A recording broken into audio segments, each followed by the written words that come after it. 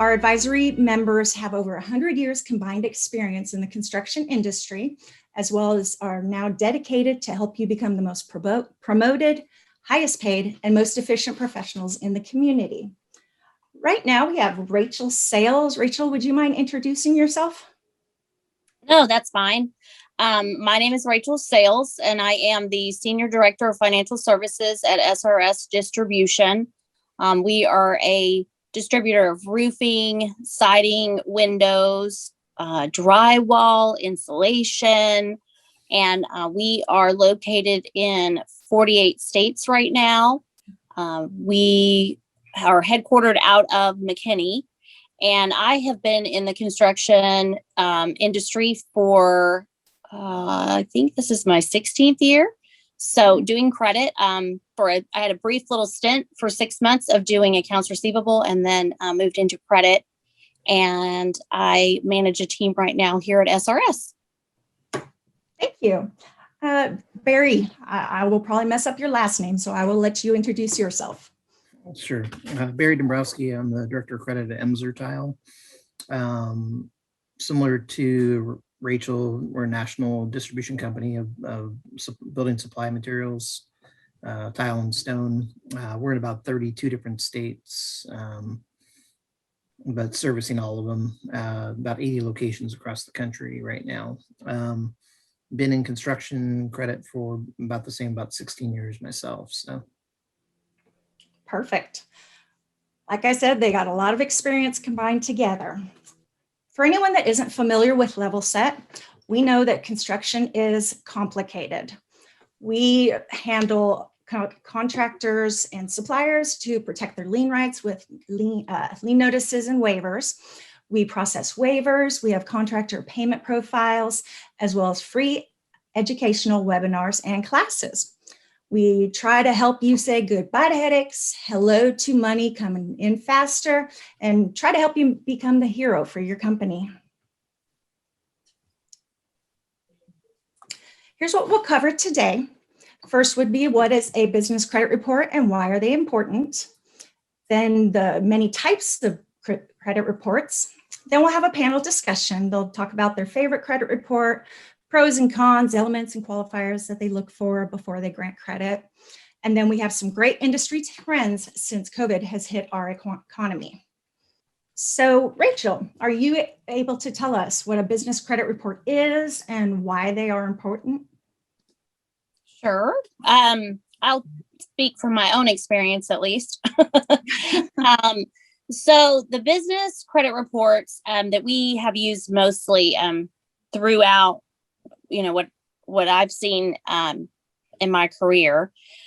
Typically, we have pulled a D&B, which is very helpful. It usually is more helpful with larger companies. A lot of the smaller contractors that I have dealt with in my time as a credit person, they don't show up on the D&B, but it is still a very popular one that is used. And the other one that we have used heavily is Experian with their business credit report. And I do find that to be very helpful. It has a lot of information. It gives recommendations. So if someone isn't as seasoned as a credit person, it will try to help guide them with the information that is on that credit report. And it's important to look at these business reports because it gives you a snapshot of how they've been handling their business. And if they have been paying timely to other trades, the highs that those trades have had, how long they've been doing business with those trades. It can give you a trend. I know that we kind of look at it with roofing. There's typically a slowdown, certain times a year towards the winter.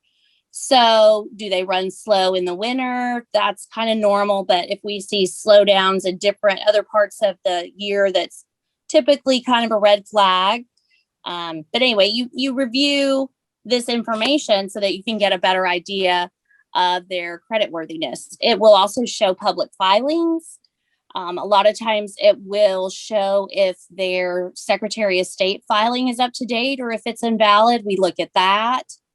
Trying to think some of the red flags. It'll tell you the days beyond terms. So there's a lot of really good information as far as what I have seen. That's been kind of the one that we go to. We've used other things like Credit Safe, and then the NACM reports are also very helpful. As long as, you know, the companies are providing their information to NACM, that also has a lot of historical data, so you can kind of get an idea of, you know, how they're running their business and if they do have slowdowns from time to time.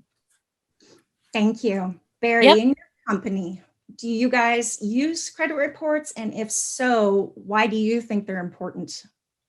Yeah, we'll definitely use them, not only for initial granting, but also constant review of our accounts. You know, credit pictures change, of course, over time. How they look today may not be the way they look tomorrow, or next year, not tomorrow. But, you know, to kind of talk about what Rachel said, you know, I think it's important to find the credit reporting agency that fits your customer base. So if you're selling large customers, I would agree DMB is definitely giving you the best information. My experience, you know, most of our customers are small to mid-sized contractors. So we do find Experian to be a better fit for our usage of credit reports. Just because that's, you know, where we're going to get most of the hits.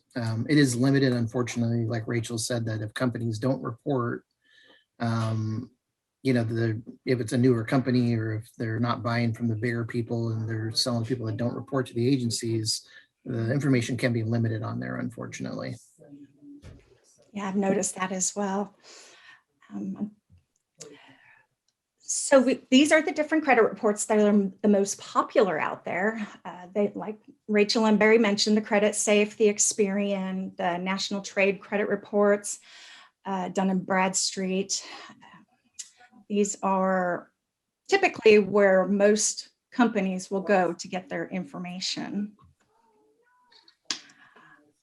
Barry or Rachel, what is your opinion of the pros and cons differences? I know you kind of already addressed that, but of the different reports, maybe the cost, maybe one's higher than or lower. I know you mentioned that some businesses don't show on Dun & Bradstreet, so maybe comparing some of the other reporting companies. I will add to it with that list that you just gave. When it comes to Cortera, that may be one that some people aren't as familiar with. Mm-hmm. I do know that some of the benefits for Cortera is that it will be very all encompassing. It checks a lot of different data points for you and puts them all in one place. And so from a cost perspective, that may be a better choice, where it, you know, consolidates everything into, you know, one report for you, and also gives you some guidance as far as recommendations for credit lines. So, which I always find helpful when we're training, you know, a newer, less seasoned credit person, you know, how to make those decisions and what to look at, what to like really, what impacts the decision over time. Like, you know, for me, sometimes small balances aren't really that, you know, we don't put a lot of weight on those. And so, you knowing where to focus your attention and what's most important is kind of the trick in evaluating these. And so Cortera takes some of that guesswork out of it for you. So that is one of the benefits of that company, in case people aren't as familiar with that one. Thank you. Yep. Barry, do you see any cons of any report in particular that you wouldn't suggest to somebody? So, you know, the only thing I would tell you, like I mentioned before, is if, you know, making sure your customer base matches so you get some data on there. Mm-hmm. Some of the resellers of data, the information, I don't know anymore. I know historically it used to be a month dated. So, you know, it wouldn't be like if you pulled it from a consolidator company, it would have data from the previous month and not real-time data that you would get pulling it directly from the reporting agency itself. And again, what I'm talking about, I was, at least 1 or 2 years ago, so maybe it's changed a little bit, but that's something I would caution about as well. Perfect. Thank you. It looks like we have Jennifer Martin with us. She's with Kodiak Building Partners. Jennifer, thanks for coming. Sorry about the technical difficulties. Would you mind introducing yourself to everybody? Absolutely. Hi, Lori. Thank you.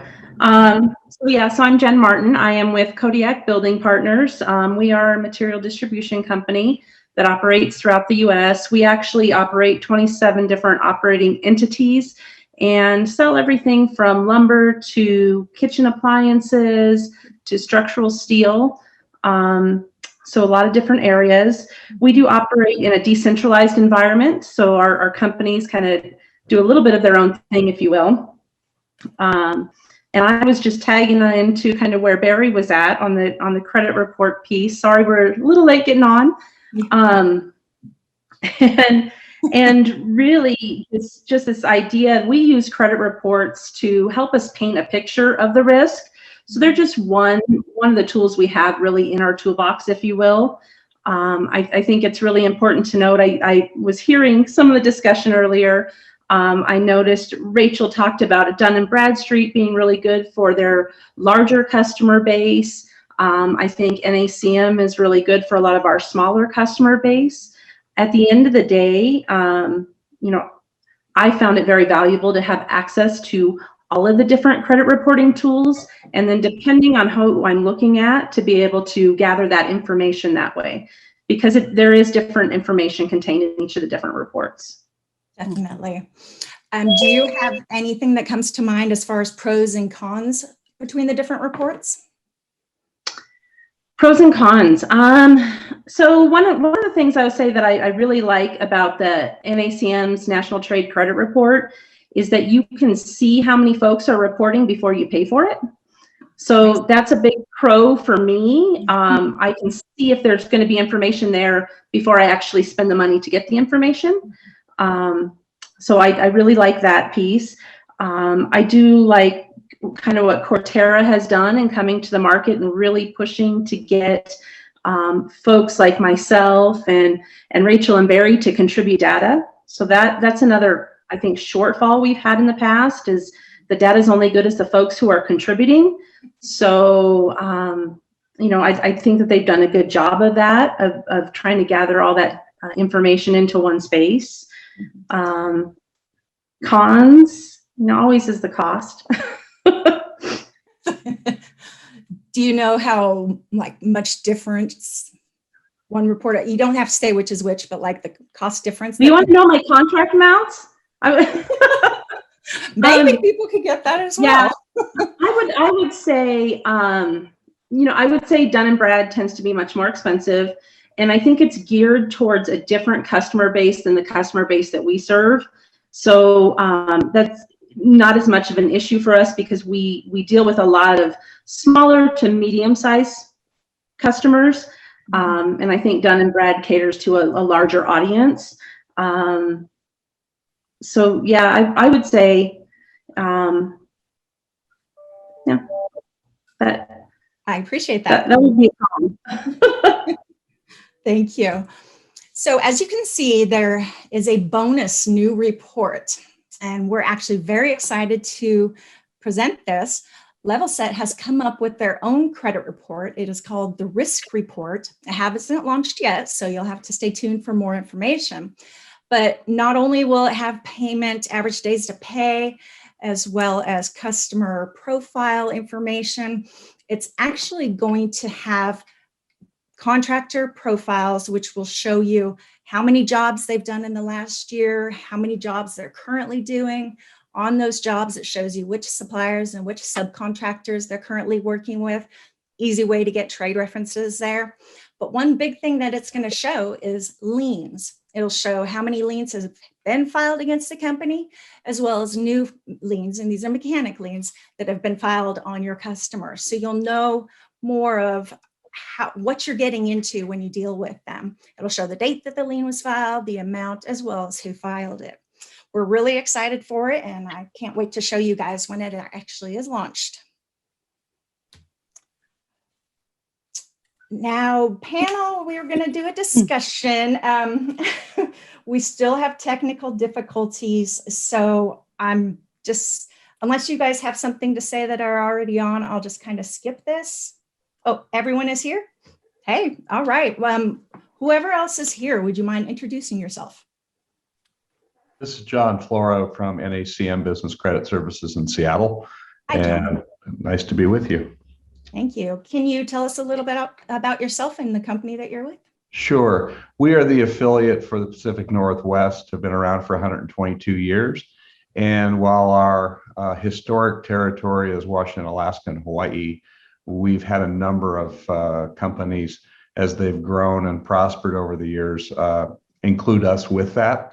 And so we now basically serve the entire country in one form or another, in addition to the other NACM affiliates. But we have a lot of good companies that have included us in their success, and we're grateful for that.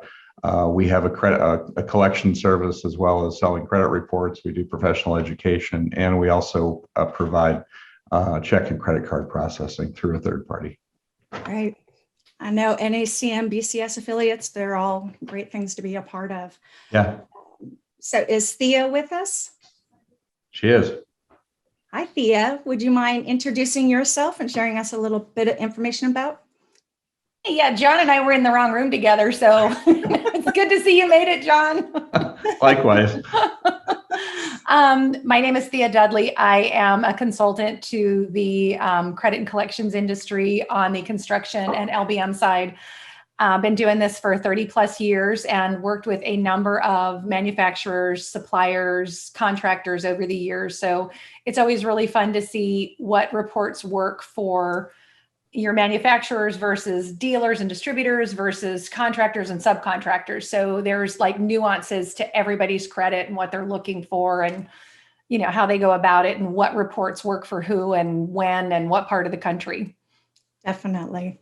So I know there's one other person I need to introduce, but I remember when you and I were first talking about this subject, you were very passionate about it. You said that there's a lot of people out there that you know that don't even pull business credit reports. And some of the ones that do don't know how to read them or what they're supposed to be looking for. Can you elaborate? That's right. That's how we first started this conversation. It was very spirited. It's a surprising number of distributors and dealers across the country that I work with that I'm like, okay, where are you getting your information? I'm like, what? So when you get a credit app, and I'm going to take a leap of faith here and assume that you're getting a credit app. What do you do with it? Mm-hmm. Well, it's signed. I'm like, woo, bonus. So I'm like, nice. But they don't pull anything. They don't pull NACM. They don't pull, anything. They pull nothing. And so I'm like, how are you deciding who to give credit to? It's just Chuck rolls up in a truck and you're like, he looks legit. Let's go for it. That's not inspiring. And then you get those folks that, I've worked with where I said, okay, so are you pulling a DNB? Oh yeah, I'm pulling a DNB. So you know what you're doing. Oh yeah, I've worked with DNB. They know how to pull the DNB. So, we had a little miscommunication on what exactly that meant. So having to go in and explain, whether it's Experian, NAC, whatever it is, whoever's report it is, what that looks like and what you're pulling out of it. And, what really just frosts me is when someone pulls a credit report and goes, well, they'd give them 15,000. So that's what we gave them. It's like, you don't even know why they gave them 15,000. You don't know what the algorithms look like. You don't know, you didn't read down, you didn't get into the favorite parts of it that tell you like all kinds of nuances that if you just took a minute, I mean, it literally takes you less time to look at these than to take your first drink of coffee, but it's amazing to me what people don't know. And so that's where, Lori and I started talking about this. And then we kind of got into a very spirited discussion on what that looked like. And Lori's like, I think people read them. I'm like, oh, honey, you're so trusting. How are you stealing credit? You know better. It's like, no, man, no. So, and I know this group is all laughing because they've all had that same experience where you're just going, yeah, just because Experian said give them 20,000, we're not doing that. Well, the other thing, Lori, the other thing I'll add to that is in our operation, we're all about following best practices. And in 122 years, we've been through enough downturns that we have some good historic data. And if we go back 10 years to the Great Recession, business was really good leading up to that. And people got a little sloppy about pulling credit reports. And then suddenly business kind of went in the tank and they started pulling reports in a big way, and it was too late. And then they turned things over to us for collections work, and that was too late. And we're starting to see that again right now. I hope that doesn't happen. This is a weird time, but continuing to follow those best practices of pulling credit reports, understanding them, and using that to make good decisions is important. Definitely. And staying on top of your AR, it's all important stuff. And again, at least in our world out here, particularly in construction world, business is really good and everybody's busy. And so they're kind of taking the shortest way from point A to point B to get the deal done. And I'm fearful that there's some bad habits forming. So we have to work on that. Thank you for that. Sorry. I was just going to add something to what John had to say, Lori, because I think it's really important. I think a lot of us get stuck in this idea of, hey, I get a credit app, I run the credit, I approve their credit once, and it's done. And I think where John keyed in is that, we can use this as a tool, not just for that first credit approval and setting your risk and exposure that first time when you first meet your customer, but to get a trend of what their business looks like, what their payment habits look like, and really kind of an early indication if something has changed. So really I think where John was going with that, I just think it's critical that you have a baseline of where your customer started, where they are now, and you continue to track that. And we try and do that in a formalized format, if you will, by creating essentially like a cover sheet. Here are the reports we ran. Here's the key information we pulled from those reports. So now when I look at this a year later or 18 months later, I can quickly kind of look at apples to apples without going through 50 pages. But I just think there's something really valuable in watching those trends as opposed to, hey, I ran the report, I put it in the file, I'm done. No, but I think the other part of that too is, I know, not to call anybody out, but DNB and Cortera both will send, if you're sending your AR, you'll get those monthly updates or weekly or daily, or, I forget how often they come. I think Cortera does it once a month and DNB does it once a week, or I might have them flip back and forth, but it's a little discerning when you see there's 22 updates, or, and you can see who's trending which way, and they give you a quick snapshot if anything's changed. And I really like that because it gives a nice quick buzz to go, okay, what areas of the country are trending a certain way? Is this just an anomaly in that area? Or, hey, we've got a lot of people that are kind of trending down, and we're still sending trucks and labor and all this stuff out there to them. So we want to kind of watch that and see what's happening. And then, what do we want to do about it? But I like that. But I like the annual review where you start setting that, and accounts over a certain dollar amount, we're going to look at, once a year. And those special people that keep showing up, we look at them a little bit more often, unfortunately. It's like, wow, we've got 13, reports on you in the last same number of months. We need to show you a different program, or, here's where my competitor is. Please buy from them. Just pass it off. Yeah. Give you a Starbucks Lori, gift card if you take this guy. Yeah. Lori, if I can make a contribution here, if you can hear me.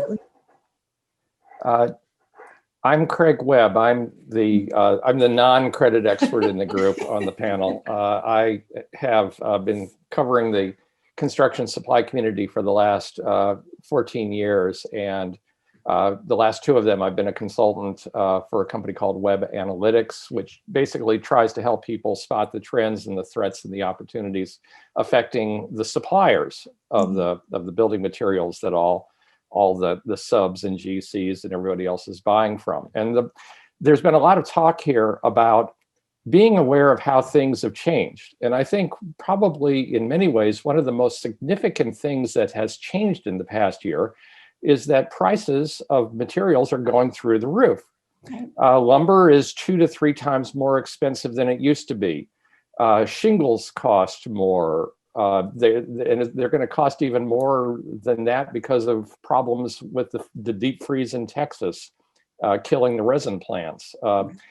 Insulation costs more. Everything else costs more. And as I was talking to one dealer recently, he said a house package that used to maybe cost $100,000 is now, if they just buy the same materials with the same size house, is going to cost them $130,000. So he said, I'm spending all my time reviewing everybody's credit limits to see whether I have to raise their credit limits. So consequently, they're spending more because that's what it takes to build a house. Two things I think come out of this. One is that I would think that if you're noticing changes and you notice somebody is borrowing more and more and more from the store in order to build something, maybe there's a reason behind it that has nothing to do with the fact that they're, in debt or they're gambling or they're cheating on their wives or whatever. But rather it's just because a piece of wood costs that much more. The second part of this is something that Jen brought up, which is that you got to look at it afterward. And let's say if lumber prices drop down again, are you going to reduce their credit limits then? Because the cost of the materials don't cost them as much. So I think both of these things are important if you were a credit analyst, or in the case of some of the dealers I talked to, if you run the company. That's my contribution. Thank you, Craig. I was going to have you introduce yourself next, so that was a perfect timing. So as far as the panel discussion, one thing we haven't really covered is what qualifiers you look for on a credit report, or what red flags do you look for on a credit report? Is there anything that's kind of like your first go-to, yay or no? Anybody? I want to I would see see how if their many name liens was they spelled have. correctly, probably would help at the start. That And I always bet is they're so and I bet nice. they're wrong from time to time, especially if they change their name and they change their company's name. Well, yeah, seeing who those key shareholders are, but I always like to scroll down and see under legal actions, liens, judgments, that kind of thing, and see what they have out there and see what that story is. And if it's just like run-of-the-mill lawsuits, like if you're a tract builder and you've got a lot of like little things, that doesn't really alarm me. But when I start seeing federal tax liens, state tax liens, those kind of things, and they're not released, those are things I want to call and ask them about. It's like, hey, what's happening here? And what's the story? Is there something behind it? I like to see what their UCCs are, if they're borrowing, like if this is their bank that they listed on my credit app, but their borrowing bank and maybe some leases or something that they have is through their UCCs have another bank listed on it. What's up? How many banks do you have involved? What that looks like. And so I kind of like to peek at some of those things along with, the normal stuff, like looking at, what do those trade lines look like and those kind of things. But, I like to see that kind of the peek behind the curtain stuff. Yeah. Thanks, Thea. Hey, Rachel, do you have any qualifiers that stand out to you most? I gotta take myself off mute. So I look at a lot of the same stuff as Thea. I scroll down just because after so many years, like I know that for time's sake, when I'm trying to crank out a lot of reviews or there's a lot of applications because, the VPs decided to run a contest or something because, we don't have anything else to look at, then I have to look at them quickly. So that's definitely something I go to and look at first, the legal filings. It'll tell you if they're not paying their child support. Also, that's one of the other things that shows up sometimes if they have signed a PG. But yes, the bankruptcies, the tax liens, child support, because if they're not paying the IRS or they're not paying the state government or they're not paying their child support, they're probably somebody I don't necessarily want to take a risk on, because those entities can, they can take their licensing away. They can do a lot of stuff to them that I can't do. And if they're not going to pay them, then if something goes bad, I'm behind all those people and they're probably not going to pay me. So that's something that I look at quickly. to make a quick decision if I need to. And then I do look at the trending. Like I had mentioned earlier, I kind of look at, their quarterly trends and to see what they have been doing. And, what time of do they consistently have trouble at a certain time of year? Did they have a really bad, quarter a few years ago and they've been fine? So those are kind of the things that I look at first. Perfect. Thank you. Does anybody else have anything to add just in regards to credit reports in general? Lori, I'll add one thing to it. We've seen a bit of a trend this year, and I don't think it's necessarily unique to this year, but among our members, I've seen a lot of acquisitions and mergers. Mm-hmm. And I was actually surprised by the number of them. They're still doing business with us, but we've seen some ownership changes. So I would be looking for corporate linkage in the credit reports. Where are they going? Who owns them? That sort of thing. Again, it fits with all the other things that have been discussed, but when Craig talks about having the right address and the right name, that's not so funny actually, because it can change. So looking at those corporate linkages is appropriate. I remember looking at those and their social security number, they weren't alive anymore. So yeah, there's definitely things that you got to watch on there. I have a question for the group, because I'd be interested in knowing this, especially at a time in which business is great. As I said, a lot of people are asking for their credit lines to be advanced. Mm-hmm. What percentage of your time, Jen and Thea and others, when you're looking at credit reports, it's for a positive reason as opposed to a negative reason? Mm-hmm. And what should that ratio be? I think that's an interesting question. I can see Thea laughing out of the corner of my eye, which is very distracting. I've just got to tell you. I'm so sorry. But I'm like, go ahead, Jen. This is gonna be a fun one. But when we're looking for positive reasons, I'm going to say this in a really politically correct way. We are always looking for positive ways to sell to our customers, Craig. We're looking for, we're looking for ways to feel secure in making a sale. And credit reports for me are just one little piece of that picture that gets painted, if you will. And to your earlier point, they are very backward looking. And so they're only part of that toolbox. History is great, but history doesn't predict the future. I've got some concerns about where we're going if money starts slowing down from the residential home market. So even if you had a great history, that doesn't mean the future is guaranteed. I think that's where understanding your customer, knowing what type of work they're doing, knowing what your lien rights are, your ability to secure, becomes just critically important. So I can't put an amount of time that I spend looking for positive things other than, we really are looking for ways to sell. I don't know if that answers your question. Directly. I can kind of tailwind on that, where it's like, if you're looking at what's happening in the contractor market, so you've got all of these large projects that are out there, and you've got a lot of the commercial projects. Well, what's happening is there's like Craig referred to, there's some serious material shortages out there, and where we're not using the word allocation anymore. Apparently, I was told that was an antiquated term, and it was more supply management is what we're calling it. It's not allocation anymore. It's supply management. So in that, well, it's like, I don't care what you call it, but I'm not getting any. So if I got supply managed with, 14 truckloads less than what I normally get, then some of my work is not going to get done. You're going to have to juggle. And so what I see a lot of my contractor customers doing is they're going back to their contracts, and they're going back to see which jobs are their most profitable, who are their best supported customers. And so that's where they're looking at it going, Thea, what do you think of the credit?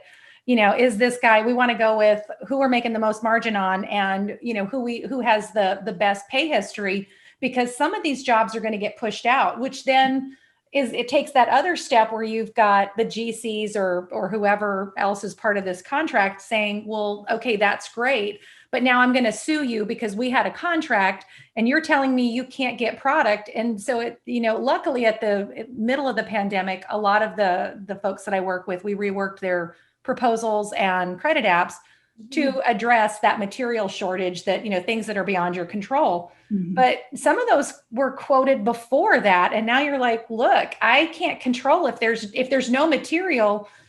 I can go and staple some newspaper in there and we can call it insulation, but I don't think you're going to be happy. I mean, I can still do the job, but you might have hay in that wall. I can't make what I don't have. So those are the things that you're seeing coming down that are jamming up jobs and pushing them out, which then impacts lien rights.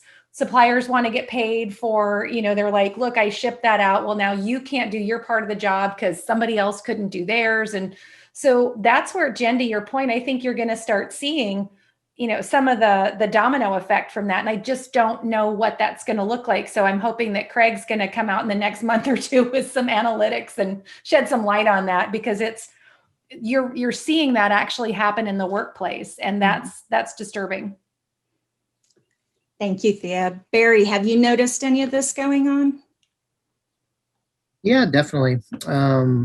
Being in tile, when you think about a new home construction, it's one of the last things to go in. So definitely seeing, well, our supply chain isn't terrible right now. We're not pulling from China. So, I think, we see jobs getting delayed a lot because of, just guys can't get on the job because they're waiting on the drywall to get put up or the countertops get put in. So I'm definitely seeing it here. Seeing a trend increasing in the number of liens we're having to file because of it, because we ship the material and then it gets stuck at the subcontractor, and nothing we can do about it other than protect our rights and hope it gets installed and get the lien off of it. There was like two other things I wanted to add real quick to jump back real quick, Lori, on talking about what to look at on credit reports. I'm gonna give a real quick anecdote. When we talk about the tax liens that are on the credit reports, some jurisdictions, especially if your customers are doing work in government projects, we've run into a situation or two recently where the GCs held payment because of a tax lien.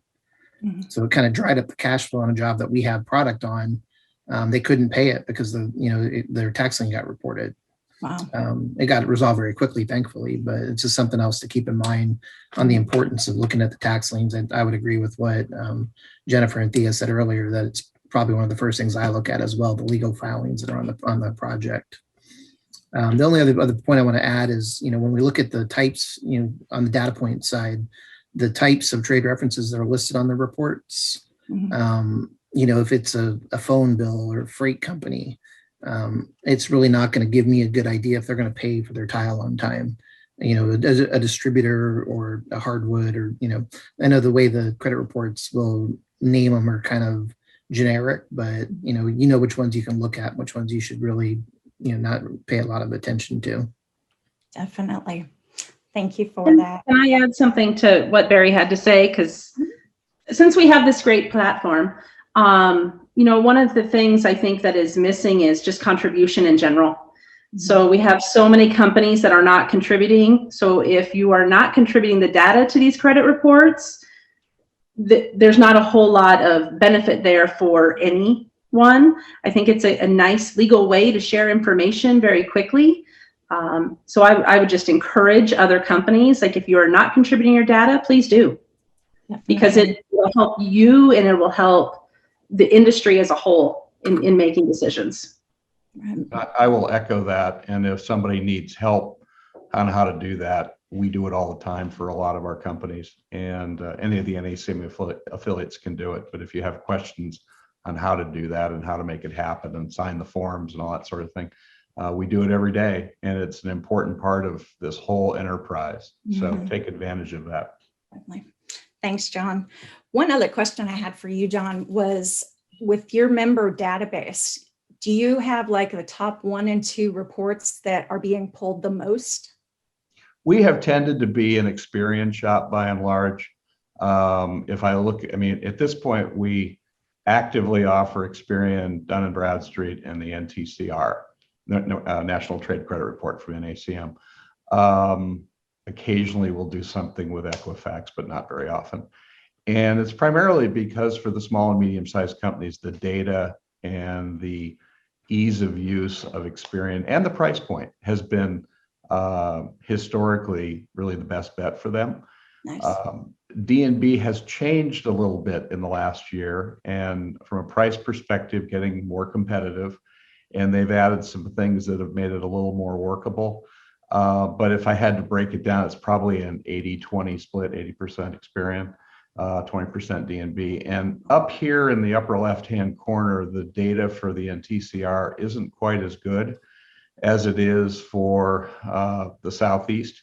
Down in the Southeast area, the NTCR is very, it's more popular than it is up here. And we try, but it just hasn't worked as well.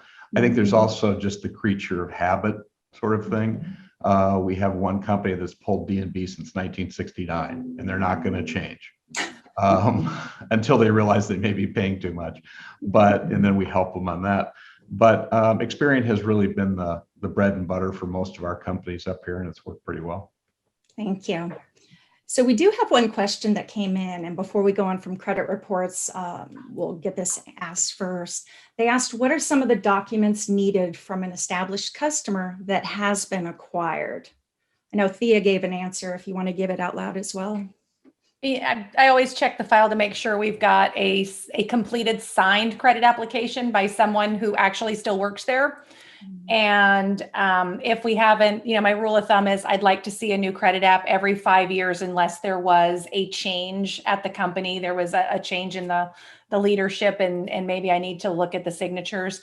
I know before anybody gets too caught up in the 5-year rule, it's just a guide.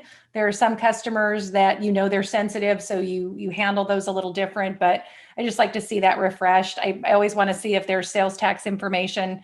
And then if I can get financial statements, I'm not going to bug a $5,000 guy for a financial statement, but we start to climb up there a little bit, and depending on how long you've been in business, how you've paid me, if you're, bucking 50, 75,000, I'm going to start pushing for those. But if you're asking 6-figure, it's a different conversation. It's like, I want to make sure I don't have more skin in the game than you do. I don't want to, because if you owe me 50 grand, you owe Barry, you owe Jen, you owe Lori, you owe everybody. And, you're going to owe all my competitors too. So let's talk about what that looks like. Thank you. Does anybody else have input on that? Lori, you had a question in the chat box, by the way, just while other people are talking. Let's see. Oh, yeah, you do. Oh, sorry, went to the wrong slide. So Lori, I'm going to add to what was just talked about. The industry trade groups that most of us in the NACM world do anyway, and some others do as well. Historically, they've been monthly gatherings to talk about who's doing what with whom. So like Thea was just talking about, you find out where people are exposed and if they're getting paid and you're not, or vice versa, that sort of thing. And in a lot of ways, the trade groups there's some people that feel like they're a bit like a dinosaur because you can pick up the phone, call people. Mm-hmm. But the fact remains, when you're together, you have much more robust conversation about companies, and they're important to do. And the last year, obviously, most of them have moved to this kind of online model. And we've gotten a lot, at least here, we've gotten a lot more participation. And we're struggling right now to figure out, do we keep the electronic model with the meet for lunch model? And how that's all going to work out remains to be seen. But be that as it may, for the person asking the question, it sounds like she's new to the profession. She should get involved in her industry trade group. It's Definitely. A huge resource. Definitely. I appreciate you bringing that up. For some reason, my chat box isn't showing. So as you guys see them, please feel free to answer. Would you like me to read that out loud then, Lori? Sure, go ahead. The question was, how do we motivate people to contribute? My new company historically has relied on credit insurance to give terms, and I'd rather have credit references. By the way, and the person wrote to you, John, and said that they are a member of the Seattle group, except they're based in Austin. So that person, call me when you're done, or when we're done. I'll be happy to talk with you. But the bottom line here is that it appears that that company is relying on credit insurance as opposed to credit references. And I don't know whether that's one step closer to the cliff or whether that's really not a problem at all. Okay, I know most of us have very definite feelings about credit insurance. Surprisingly, I do, but Barry, I want to hear your view. So, I mean, we don't use it here. My last organization I came from, we did use it. We also were selling to much larger companies. We're carrying between 10 and $50 million on most of our customers that we were running. We look at it more as catastrophic risk. If a company goes out of business, what's it going to do to the company? If I take a $10,000 loss, it sucks, but it's not going to hurt the company. We're similar to Jennifer and a couple of the other guys, where our customer base is small to mid-sized companies, and very high number of customers, and the cost, we've looked at it, but the cost just doesn't justify, based on our historic losses that we've had.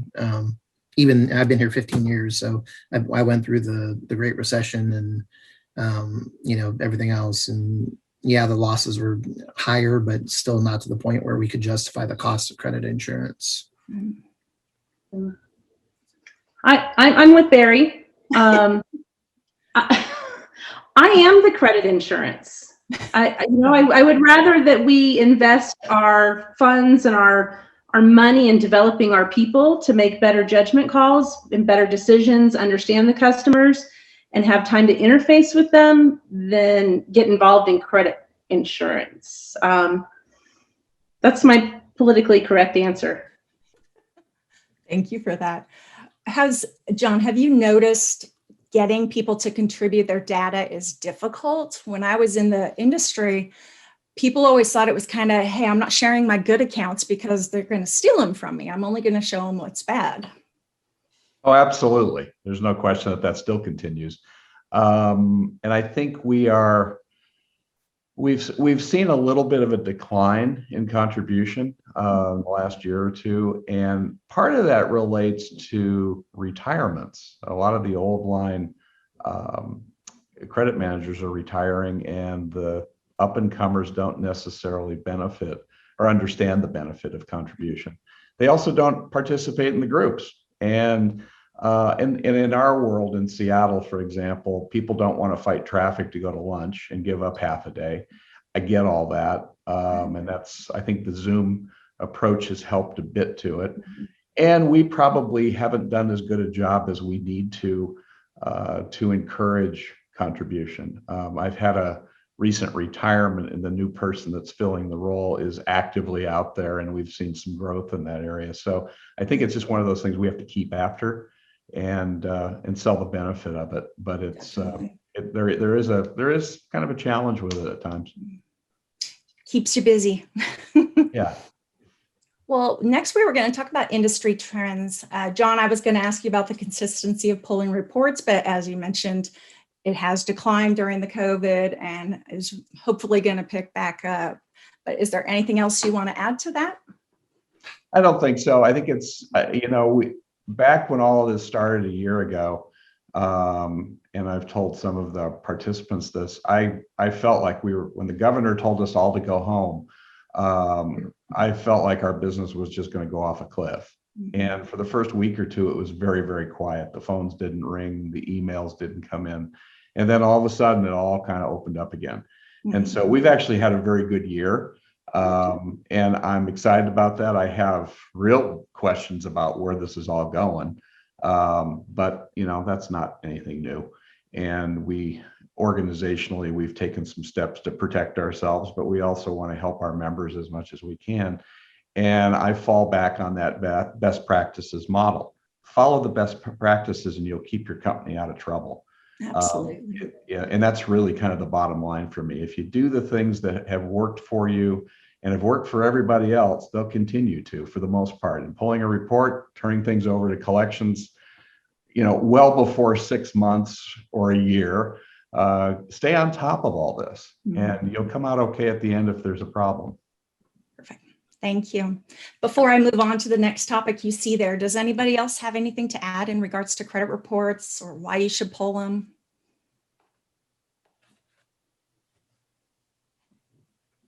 Okay, well, we will move on.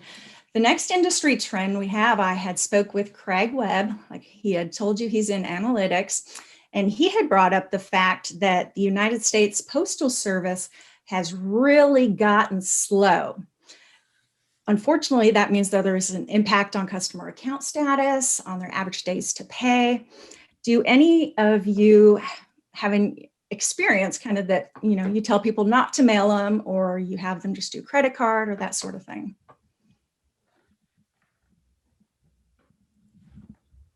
I'll go ahead and jump real quick on that one.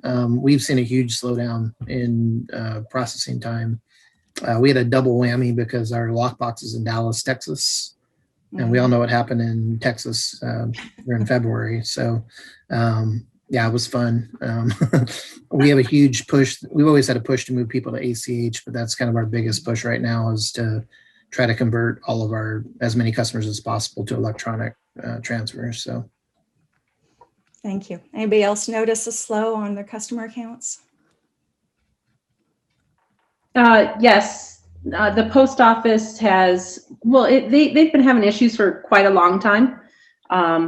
So it's not tremendously new, other than I think it's getting worse. And ironically, we do a call with all of our operating companies once a month. And what I continuously hear is the post office doesn't deliver on Tuesdays.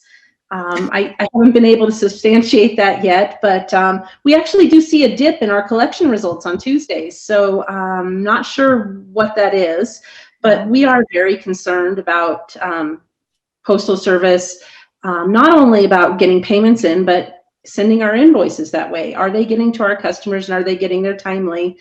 So one of the big pushes we're looking at from a Kodiak standpoint is, okay, hey, it's time to have all of our companies online.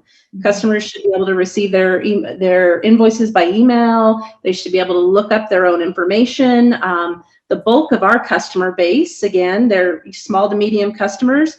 Many of them are doing their books at night at home. So we need to give them the tools to make that easy. So we are pushing online delivery of invoices and statements, but also then taking credit cards and ACH payments online. And I think that's at least where we're all headed, if we're not already there. Thank you. Do any of you use lock boxes? Do you think that's a benefit, or do you think we have some problems there as well? I think it's marginally better than the post office. I mean, you're still using the post office in some method because it still has to go into the mail, but just pushing people to any kind of a payment portal is so much better. You've got the no touch, and then you've got the security issue where they can put all their own data in and it's not floating around. I mean, worst case scenario is your salesman or one of your delivery guys picked up a check and it's floating around God's little green acre because somebody couldn't figure out how to get it to you in time. And, I know nobody likes to think that the United States Postal Service might have theft, but there's that internal theft issue as well. Not to mention just the analytics that Craig rolled out about the delay in payment and how it's slowing down even more. So I don't know how anybody else's AR looked in December, but you could mail a box from here to, Atlanta, and it took a month. Wow. That's a long time. Yeah. I'm like, were you guys we were told it's COVID. I'm like, well, COVID's been going on for a long time now. So if you haven't figured it out, that's kind of sad. So where'd you park my trailer with all my stuff in it? Yep. Does anybody else utilize lock boxes?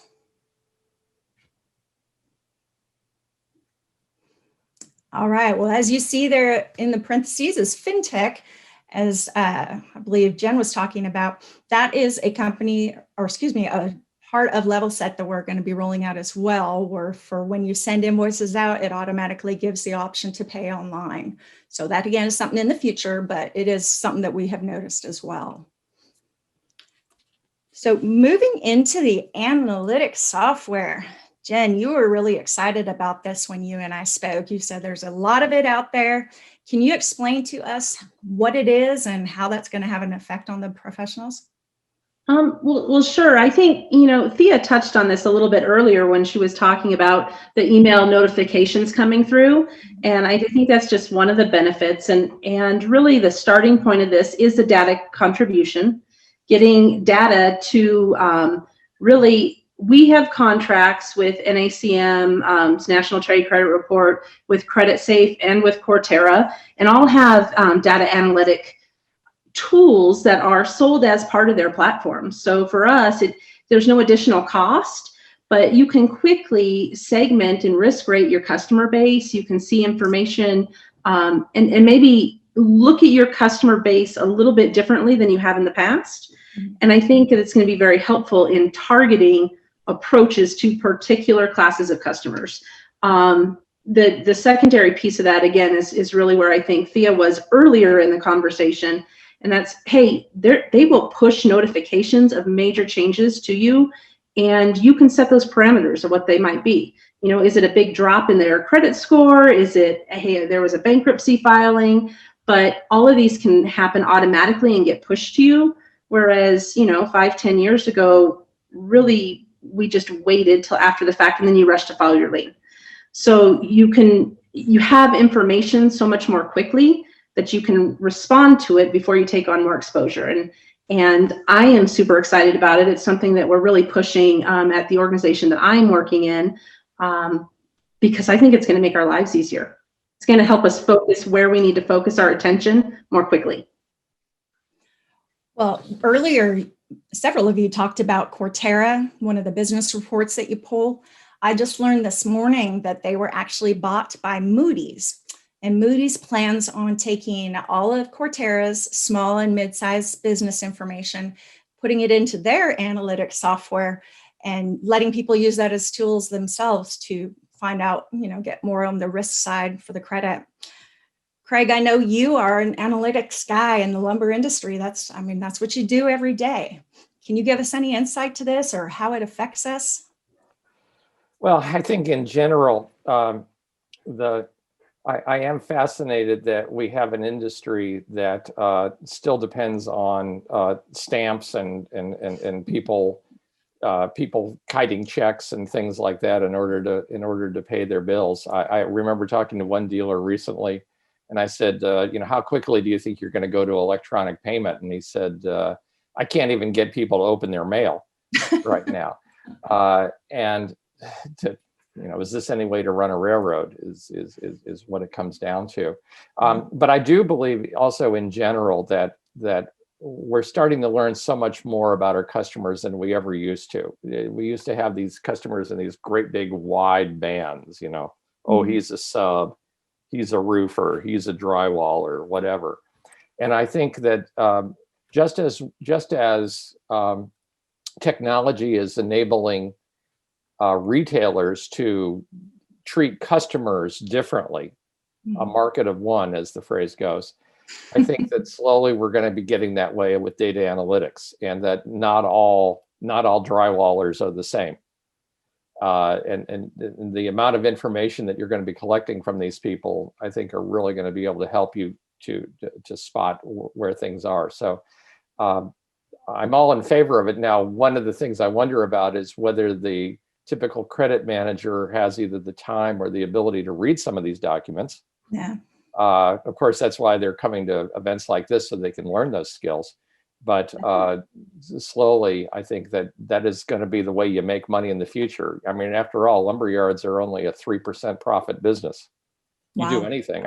I'm fascinated, for example, that the number of people just taking credit cards.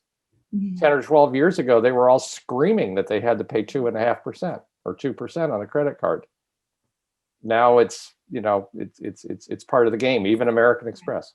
They're still screaming, Greg. Yeah. They just scream at us. They're still screaming. I think, but compared with the alternative, which is to wait for a check. Oh, that's true. But that is one of the benefits too, though, of if they put, and this is how we've compensated for some of it. And you've got a couple of trailblazers out there that you can pass that cost on if you're using a payment portal, and then the compliancy piece isn't on you. You can decide if you want to pull the trigger on that. And I know the pushback has been, well, our competitors aren't doing it. Our customers are going to get ticked off. They're going to leave. It's like, they're not going to leave. They're going to fuss a little bit. They're going to do what we all do. I mean, I've gone places where I'm like, hey, I put down my credit card, and yes, I'm a big fan of American Express because I love my points. And behind the counter, they're like, oh, there's a $1 service charge. I'm like, yeah, I don't care. $1 is nothing compared to the benefits I get from this card. Right. So, you see a lot of the contractors and dealers, that's how they pay for some of their perks for their employees, is through their points program. So people might grumble a little, but for the most part, they understand, look, this is just the way of the world now. You're going to get the occasional, I'm going to try to use Jen's politically correct venue here. Some of the more colorful characters in our industry that are going to, tell you the high and why of why you can't do this, and a few other things about yourself, but they're the one-offs. Yeah. I think, to add to that, Thea, I think we are starting to see a little bit of a shift. I know that up until recently, we did have no surcharge laws in many states, and we're down to 4 now. And it's something that we're watching really closely, because we are looking to use that surcharge to offset the cost that we're incurring. And I think it becomes business specific, but I do think that that wave is starting to change, and more folks are going to do it. For those guys that complain, it's just so easy to go, well, if you go out to the payment portal, you can put in your bank information and pull it right out of there, and it costs you nothing. So, honey, it's really your choice. I'm just trying to help you out. You can use a credit card, or you can use the payment portal and, have it in there like just an electronic payment, just to bank. And, then you kind of find out, well, maybe I don't have as much money in there as I'd like to. So I'm going to play with you a little bit. Yeah. And we started introducing surcharging to our members 2.5 years ago now. And I had a call one day from a member saying, can you tell me about surcharging? And oh, by the way, I don't want to pay the surcharge you just charged me. And I said, well, now wait a second. And he started laughing on the other end. And really what's driven it is that they want to pay their bills, and they're getting dinged with the surcharge. And so now they want to come back around and start recapturing that. And we've had a number of people move to it. And, they get the occasional gritch about it, but in fact, it works out pretty well. And that point thing is a big deal for people, and they're willing to eat the cost of it. And there's a whole set of rules around it. We do webinars on it here, and working through UTA, our partner on that. But it's just becoming more and more a part of the deal. I've noticed when I was in the credit side, it was always American Express. They have so many rewards, so many points. People could travel the world twice just by making one payment. You say that like it's a bad thing. No, I loved it. I loved it. I don't know that the company was really thrilled, but hey, take the credit card or file a lien. It was like, look, it is what it is. Deal with it. This is, I think the amount of people that carry cash and, credit or checks are getting less and less. And even a lot of companies have moved to, they're having their banks print their checks and send them out. So they take that one step further. So you're seeing all this technology move the needle forward and really streamline a lot of those transactional pieces. The payment side just makes sense to do it. Unfortunately, our industry as a whole, as Craig pointed out quite painfully, we're not the fastest adapters on the planet. But, there's a lot of this isn't new technology. It's been around a long time. And so usually I just point to my phone and I'm like, look, if you can work this, and I know you can do all of these things.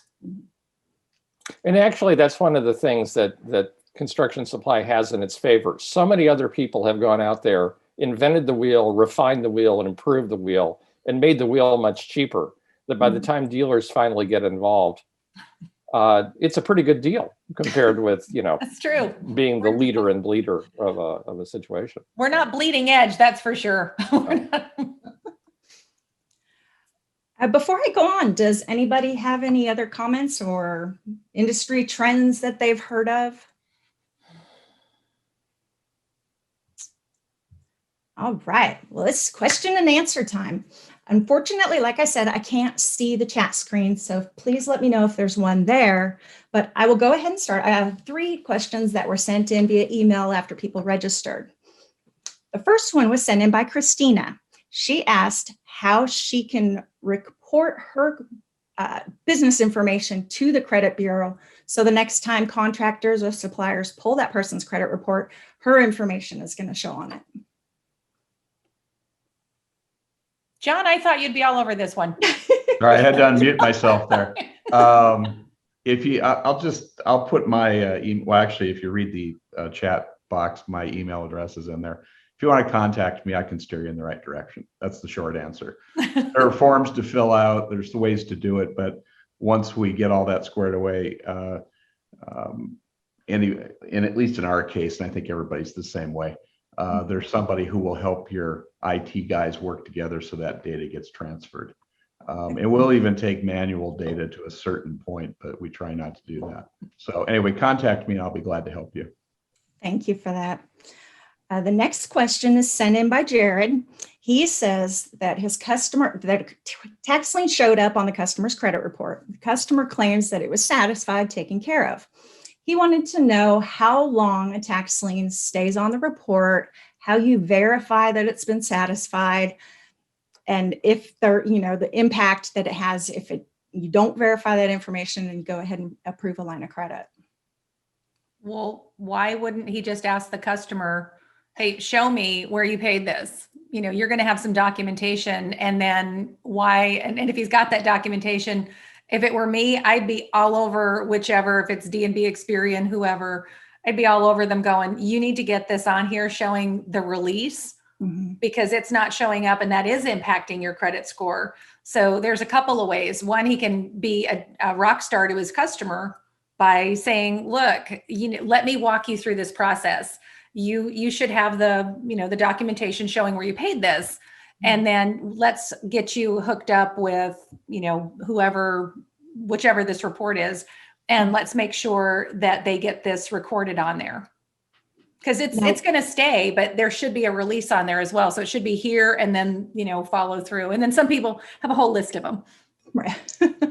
Now, what if your customer wasn't telling you the truth? Is there a way to... That never happens, Lori. I'm trying not to ask it sarcastically. You did so well, but we've all done this a long time. So, if your customer's lying to you, you're gonna know pretty quick where it's like, well, I don't know where the paperwork is. I'm like, well, then son, you better go find it, because until you can prove it, this is the facts. So you're going to have to show me your paperwork. If you can't find it, that's a different conversation. I'm not saying you're a liar, but it's not making you look good, because not only can you not figure out where your paperwork is, you have to admit that to me. So as a business owner, you're coming up a little short. Right. Is there anywhere to call or look to see if say they lost their paperwork, to actually see if it was satisfied? Why is he not doing any of this work? Yeah. Jump in there, Jen. I mean, if we're stuck on trying to clear a tax lien from a credit report, what other things are you not managing in your business? I don't. Yeah. What other things are you not managing? I don't. I'm stumbled on this one. I would run. It's like, look, I can't run our business and yours too. Some of it you're going to have to manage yourself. I have no problem helping a customer, but you got to want to help yourself too. I can't make everything happen for you. Right. Well, there you go, Jared. You got some work to do with your customer. Sorry. Sorry there, buddy. One other question that came in was from Michael. He is asking if he can pull a business credit report on any business out there without a credit application. Okay, are we all going to admit that we all do that? Because we all do that. So, sure. Are we all going to pretend that's not happening? Let's hope there's no one illegal on here. Well, it's not like personal credit reports. And, again, Barry, Jen, John, everybody, pop in. But it's not like a personal credit report where the person has to give you authorization. Business credit reports operate under a whole different set of terms. And so a lot of times if one of my salesmen comes and goes, hey, Thea, I'm looking at these 6 accounts over here. Before I spend a lot of time working on them, are you going to show them the door before I even get them in it? And it's like, well, let's look at who you got. Give me a list. And then let me pull a credit report on them. Let's see what they're doing. In the Q&A, it pointed out, by the way, that this was not a personal credit report. Right. Although I must say that as an ex-journalist, I really wish I had known about this. And I had developed friends in the credit reporting industry when I was trying to write stories about people, but that's a water over the dam. But anyway, the question is business credit reports on people or on companies that you are not planning to do a credit app on. Right. Does anybody ever pull those? By the sounds of it, everybody does, just not admitting it. No, I think where you need to be careful is if you're dealing with a contractor, and we'll just call it Bill and Ted's contracting service, and they're paying their bills from the same checkbook as they're buying groceries from. That gets into the business owner profile, which gets into consumer. And there are definitely rules about that. But if we're talking sole proprietorship, we still can't pull their personal credit. You're only going to be able to pull the business end of that. True. I mean, I understand where you're looking at it kind of side eye there, but I think maybe where John is going with this, because it was a little new to me on the NAM side, some of the NACM contracts merge business and consumer credit together. The business owner. Yeah. So, and so, for example, you can buy a business owner profile report through Experian that will, in that case where your sole proprietorship, is going to be dipping into the consumer world. There are very definitely rules that have to be followed, and we get audited every year on that. And so that's the only. Again, we can help you with that and avoid problems, but you just have to be careful. Yeah, I think on the other side, I know when I'm doing this, I'm typically using Credit Safe because we have an unlimited contract with them. So there's no cost to me to do these type things. And there is no personal information contained there. Right. So, and I would foresee that folks are doing the same thing with Dun & Brad. yeah.